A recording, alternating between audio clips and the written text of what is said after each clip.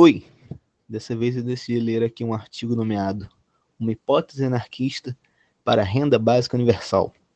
Esse artigo foi escrito pela Logan Mary Glitterbaum, foi traduzido pelo Gabriel Serpa para o Center for Stateless Society, C4CS. Bastante tempo já que eu não leio um artigo desse site. Sem mais delongas, começar aqui logo a leitura do artigo. A renda básica universal tem ganhado os holofotes durante os apoiadores. Desde que ele começou sua campanha em favor dela, outros candidatos têm sido questionados sobre a possibilidade de apoiar esta ideia, e vários têm se mostrado simpáticos, ainda que com ressalvas.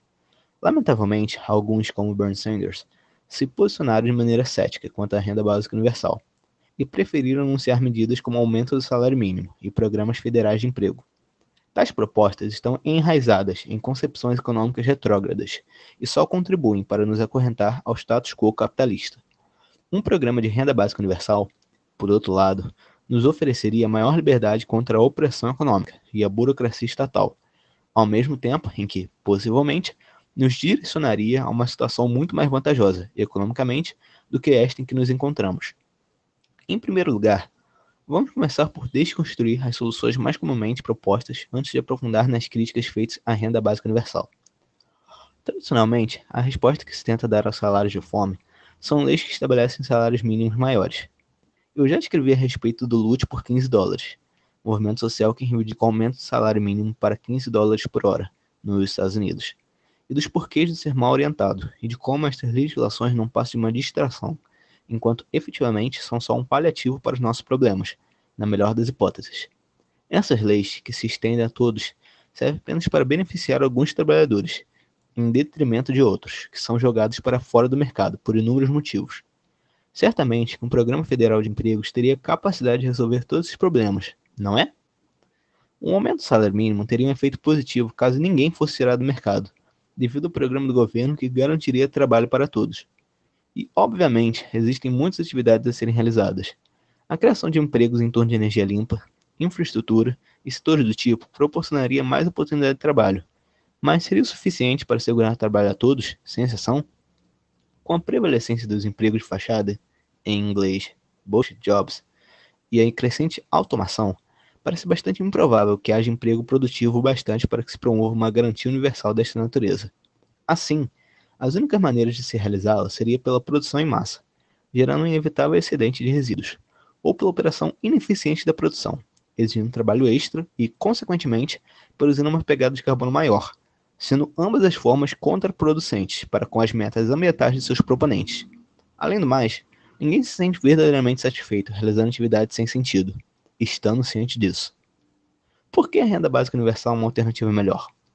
Porque ela auxilia a todos, a despeito da situação de emprego ou desemprego de cada um, sem interferir que alguém vale estritamente aquilo que produz, ao mesmo tempo em que compensa aquelas atividades não remuneradas, como cuidar de casa, criar os filhos e realizar trabalhos comunitários voluntariamente. Entretanto, não faltam detratores e sua miríade de críticas a esta proposta. Algumas são mais dignas de serem levadas em consideração do que outras, mas farei o melhor para rebatê-las, com os mais diversos pontos de vista. As críticas mais comuns à renda básica universal giram em torno da sua estreita relação com o nosso atual modelo de assistência social. Os conservadores têm uma expansão demasiada do estado de bem-estar social, amontando mais este benefício sobre todos os outros, sem que haja corte de gastos de qualquer sorte. Ao passo que os progressistas têm o exato oposto. A renda básica universal poderia ser usada como desculpa para se cortar outros benefícios sociais, sem ser ela própria suficiente para a satisfação de necessidades básicas pessoais, sendo assim uma troca desvantajosa. Ambos os temores são plausíveis. Ninguém quer onerar o sistema até o ponto de um eventual colapso. Tampouco deseja que o cidadão carente saia prejudicado em razão do corte de auxílios que recebe. No entanto, não há razão para nenhum destes temores. A maioria das propostas de renda básica universal sugerem financiá-la ou por meio do estabelecimento de um novo imposto, ou pela realocação dos gastos já existentes em áreas menos relevantes, isto é, gastos militares, gasto com burocracia, etc. Ou ainda, mais comumente, uma mistura de ambas as medidas. Portanto, a renda básica universal não se misturaria aos benefícios que já existem, mas seria proposta como uma alternativa a eles. Como alternativa ao nosso sistema atual de bem-estar, a renda básica universal seria muito menos burocrática e onerosa para se administrar. Hoje, existem mais de 70 programas de assistencialismo. Isto inclui desde o auxílio a locatários, passando pelo vale-refeição até assistência médica. Mas esses programas apresentam inúmeros requisitos, exigindo que o candidato se enquadre em tais e quais critérios para que possa receber os benefícios. O problema deste modelo é que ele restringe a oportunidade de crescimento individual. Para que alguém se encaixe perfeitamente nos requisitos, é preciso que esta pessoa administre sua vida de tal forma que nunca aceite de tal forma que nunca aceite uma proposta para subir na carreira, ou que mantenha suas atividades profissionais totalmente por baixo dos panos. Condição esta que também acaba limitando as chances de crescimento do trabalho. Desculpa ali pela confusão no meio. Para completar, os benefícios vêm com infinitas restrições. Uma pessoa que receba $200 mensais de vale-refeição não pode usar este dinheiro para investir em uma eventual oportunidade de negócio, que lhe renderia muito mais que apenas $200 em alimentação. Poderia lhe garantir maior estabilidade dali em diante. Alguém que receba vale-refeição sequer pode usá-lo legalmente para comprar comidas prontas, o que não faz qualquer sentido se considerarmos os desabrigados que recebem este benefício. Portanto, aglutinar todos esses programas de assistência em apenas um, para o qual todos os cidadãos se qualificam, independentemente de sua renda ou de qualquer outro critério, não apenas permitiria maior mobilidade econômica, mas também lhes ofereceria liberdade na hora de gastar o dinheiro. É certo que isso prejudicaria aqueles que hoje recebem mais benefício do que a renda básica universal lhes proporcionaria. No entanto, já foi proposta uma solução para este problema. Andrew Yang sugeriu que ao invés de substituirmos completamente o sistema pelo outro, dessemos a opção às pessoas de aderir a um ou a outro sistema. Desta forma, eles não seriam empilhados uns em cima dos outros, custando uma fortuna para os cofres públicos.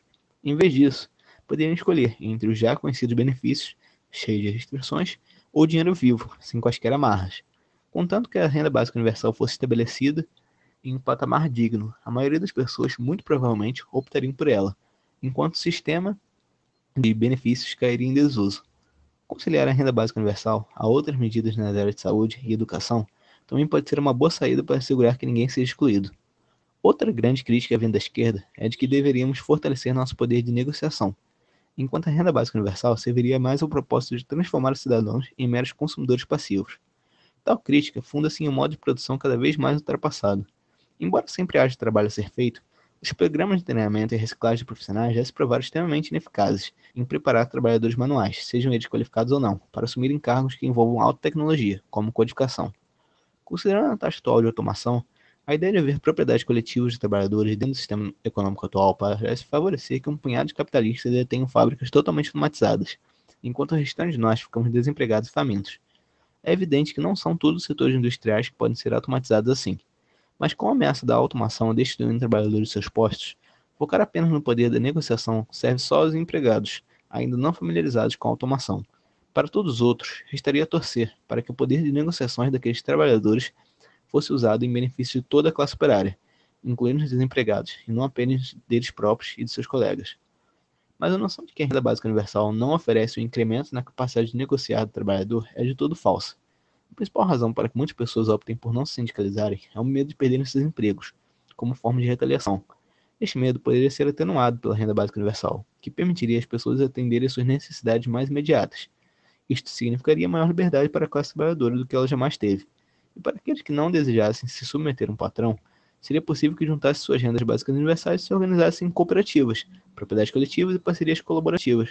Com o movimento trabalhista recém-aforreado e uma nova base de capital, os trabalhadores estariam menos sujeitos aos desmandos de seus patrões e mais livres para seguir seus desejos, como jamais conseguirão sob o nosso modelo econômico atual.